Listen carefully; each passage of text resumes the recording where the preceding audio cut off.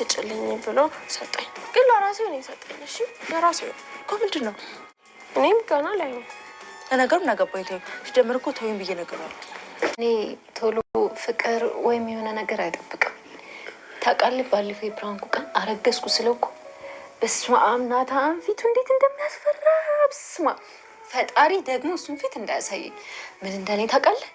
ዳጣ ከማርገዝ በፊት እኮ የሚደረግ ነገር አለ፣ እሱን አድርጋሽ ነው ወይ? በስመ አብ እንዴት እንደሆነብኝ እኮ በስመ አብ በጣም ነው የሚያስፈራው።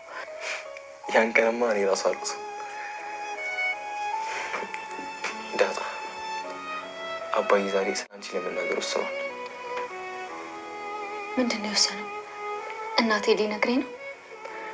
አዎ ስለ እናትሽ ሊነግርሽ ነው። አንቺም ደግሞ ለናብዬ ለእህታቸው እንዶች ሊነግራችሁ ወስኗል። የምርህን ነው? ለኤቢ እህቷ እንደሆንኩ ሊነግራት ነው?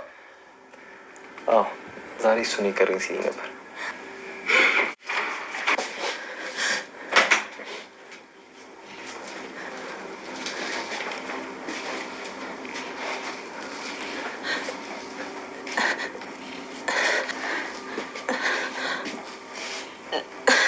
ናታን ቆይ ምንድን ነው የሰማሁት? ናታን ንገረኝ።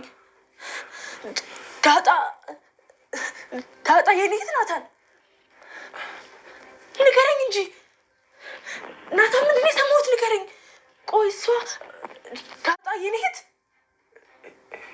ቆይ የምልሽ ልጅ አቤት። እንዴት ነው? ምኑ? አይ ገብተሻል። ኧረ እባክህ ልሄድ ነው። እኔ ውሃ ጥጄ ነው የመጣሁት። ይሄ ደግሞ እጄን ያዘኝ ማለት ነው።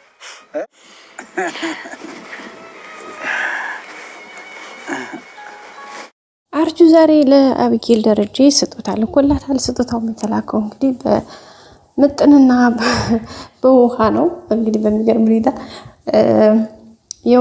የወፍ ምስክሯ ድንቢጥ የሚባል ነገር አለና አሁን ውሃ ምን ናት ሚስጥር የምታደርሰው ለዛውም ለኤቢ ማለት ነው። እንግዲህ ደብዳቤ ይሁን አይታወቅም። እንግዲህ በጠቅልሎ ስጦታው ልኮላታል። ውሃ ደግሞ ከሰጣት በኋላ መጀመሪያ ይሄ ራሴ ነው ከፈለክ ለኤቢ ሌላ ላክላት እያለችው ነበረ። እሱ ግን ያንዱ እኮ አንዱ አይሆንም። ስለዚህ ይሄ ለኤቢ ነው። ውሃዬ በቃ ላንቺ ከፈለግሽ ሌላ ጊዜ አመጣልሻለሁ ይሄን እባክሽ ስጪኝ ይላታል። እንዲህ ብለዋለች። እንዳለችውም እንግዲህ ይዛ ገብታ ለራሷ ነው እንግዲህ ይዛው ቁጭ አለችው።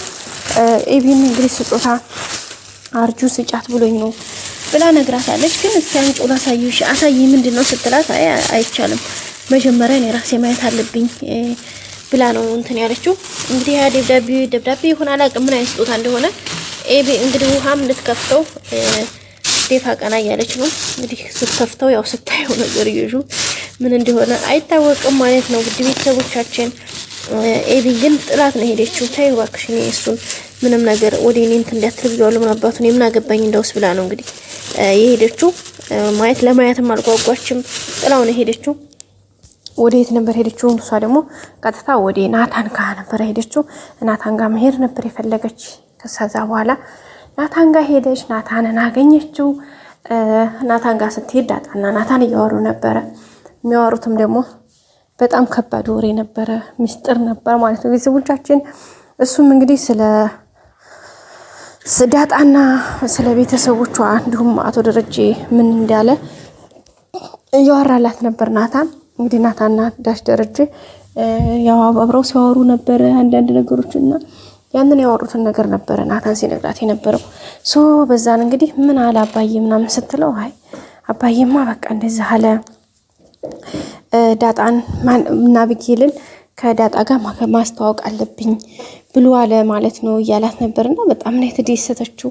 እንደዛ አለ አባዬ እውነትህን ነው እስከ ከእውነትህን ነው እንዴ ታዲያ ይሄማ ምን ትለኛለህ ምናምን እያለች በጣም እንግዲህ ደስ ብሏታል ማለት ነው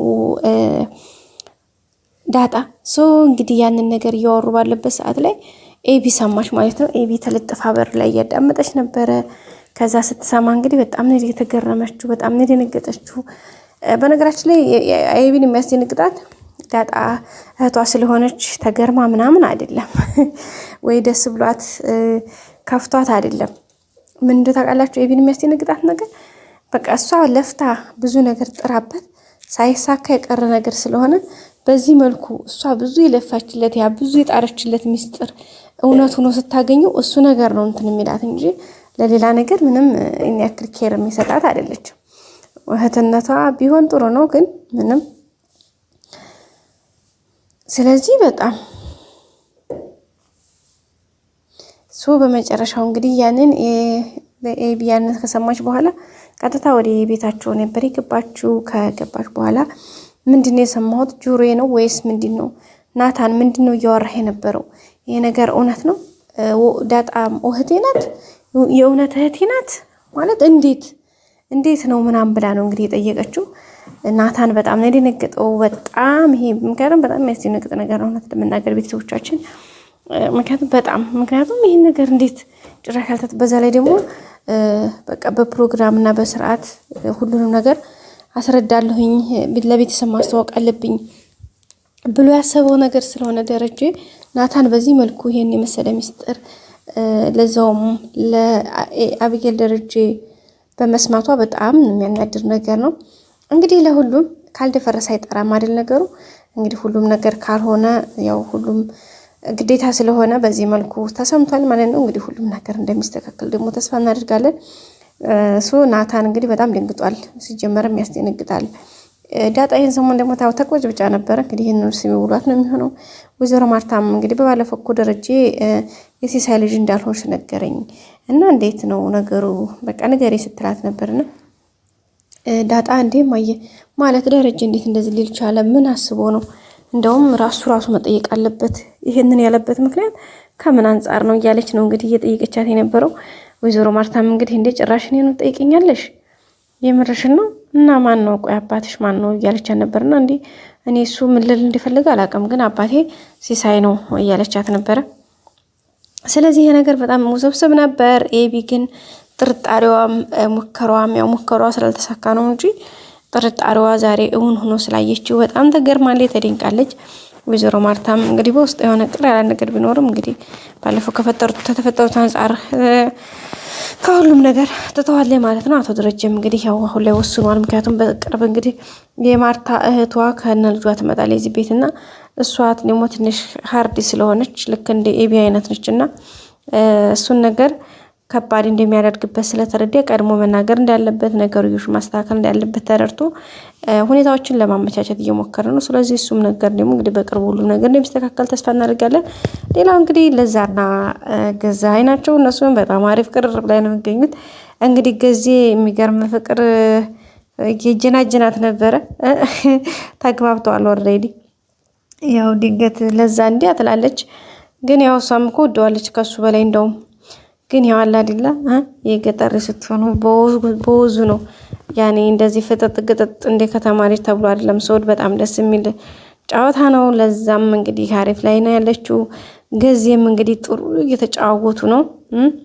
እንግዲህ በቅርቡ እነሱም እንደሚጠመሩ ተስፋ አለን። ናታንም እንግዲህ ሙርሲ ይዝበት ነበር ዛሬ እና እንግዲህ ያው ከለዛ ጋር እናንተ ስትጋቡ ያው እንግዲህ አንደኛ ሚዜ እኔ ነኝ እያለ እንግዲህ ያዘበት ነበረ።